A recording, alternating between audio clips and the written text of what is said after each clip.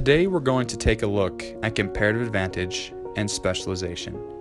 Comparative advantage is the ability to produce a good or service at a lower opportunity cost than another producer. For example, let's pretend Mexico can produce 100 units of mangoes, or they can produce 10 cars in a day. Let's also pretend the United States can produce 100 units of mangoes, or 25 cars in a day. Since both countries can produce the same amount of mangoes in the same amount of time, it should cost both countries the same amount to produce, right? Well, not quite. It actually costs the United States more to produce mangoes. Both countries can produce any combination of mangoes or cars. When they produce one, they lose the opportunity of producing the other. This is called opportunity cost. For the United States, it costs 1/4 of a car to produce a unit of mangoes. For Mexico, however, it only costs them 1/10 of a car to produce the same unit of mangoes, making it cheaper for Mexico, giving them what's called a comparative advantage, or an advantage in relation to the cost of America's mangoes. This has a lot to do with something called specialization.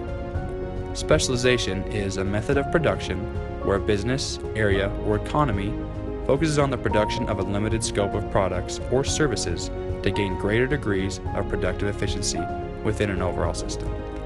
In other words, specialization is when an economy or group of people focuses on producing one good opposed to attempting to manufacture a variety of goods on their own. This allows trade to flourish and for us to prosper through economic growth.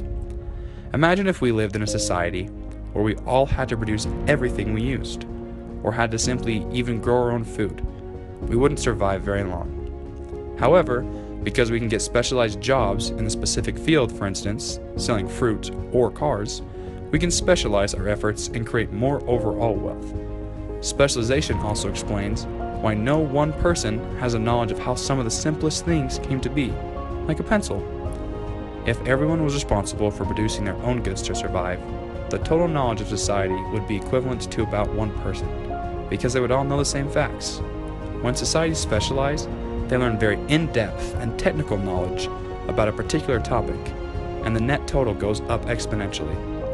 Since Mexico has a lower opportunity cost than its competition, it makes sense for them to specialize in producing mangoes, and the United States to specialize in producing cars. Through trade, both countries will become better off, and will be able to have more of each good if they had not specialized. Thanks for watching.